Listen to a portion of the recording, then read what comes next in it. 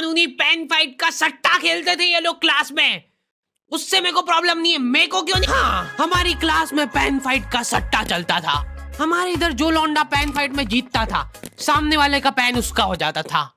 कुछ बच्चे अपना सब कुछ दांव पे लगा देते थे और कर्जे में डूब जाते थे। फिर भी वो लोग हार नहीं मानते थे और अपने दोस्त से पेन उधार लेके खेलते थे और वापस हार जाते थे। तो अब क्लास में कुछ बच्चों के पास पोटला भर के पेन पड़ा है और कुछ बच्चों के पास पेन ही नहीं। हमारा स्कूल ये एक ऐसा कैद खाना था जहाँ के नियम कायदे कानून कुछ अलग होते थे। इस जेल के कैदी डेली अपने घर से बस्ता टांग के यहाँ पे आते हैं दिहाड़ी करने। कई माँ बाप उनके बच्चों को खुद इस जेल में फेंक के जाते हैं ताकि उनका बच्चा जिंदगी में एक सक्सेसफुल दिहाड़ बन सके। दरिंदे रोक दे बच्चा। मैं अपनी दिहाड़ी करने वैन से जाता था। हमारी वैन वाले ड्राइवर का नाम था भैया जी और उसकी वैन का नाम था मैजिक, जिसका हर दूसरे दिन टायर पंचर हो जाता था। बच्चे लोग स्कूल जाके पढ़ना सीखे ना सीखे, टायर पंचर बनाना जरूर सीख जाते थे। लेकिन भैया जी से मेरा अलग अटैचमेंट था। उनसे मेरे को दिल से नफरत थी। ये आदमी सुबह 5 बजे आके मेरे घर के सामने हॉर्न बजाता था। अरे भैयू, ओए भैयू, जल्दी से तैयार हो जा बेटा, 5 मिनट में निकलना है फटाफट। 9 बजे का स्कूल है यार हमारा। लेकिन ये आदमी सुबह सबसे पहले आके मेरे को लेता था। उसके बाद हम 3-4 घंटे पूरे शहर भ्रमण पे निकलते थे। शहर के पूरे आखिरी कोने से बच्चे ले लेके आता था ये आदमी। जहाँ पे वैन जा भी नहीं सकती उधर कूदा कूदा के ले जाता था ये, और फिर टायर पंचर हो जाते थे। शाम पड़े वापस से हमको घर घर छोड़ के आता था ये। जिंदगी बर्बाद कर दी थी भैया जी ने मेरी। सबसे पहले लेते थे और सबसे आखिर में छोड़ते थे। लेकिन मैं फिर भी उसी वैन में जाता था क्योंकि चमेली भी हमारी वैन में आती थी।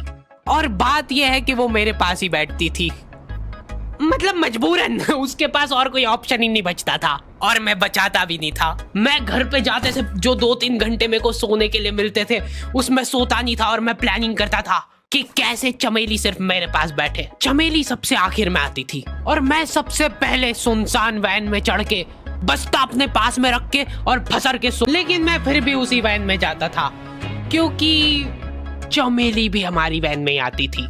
और बात यह है कि वो मेरे पास ही बैठती थी, मतलब मजबूरन। उसके पास और कोई ऑप्शन ही नहीं बचता था और मैं बचाता भी नहीं था। मैं घर पे जाते से जो 2-3 घंटे मेरे को सोने के लिए मिलते थे उसमें सोता नहीं था और मैं प्लानिंग करता था कि कैसे चमेली सिर्फ मेरे पास बैठे। चमेली सबसे आखिर में आती थी और मैं सबसे पहले सुनसान वैन में चढ़ के बस्ता अपने पास में रख के और फसर के सो जाता था। बाकी सारे बच्चे अपना बस्ता गोदी में रखते थे क्योंकि तुम्हारे बाप की वैन नहीं है, मतलब मेरे भी नहीं थी। हमारे इंग्लिश वाले टीचर का नाम था छोटा भीम। इससे चिड़चिड़ा आदमी मैंने आज तक नहीं देखा। छोटा भीम की हॉबी थी लड़कों को कूटना।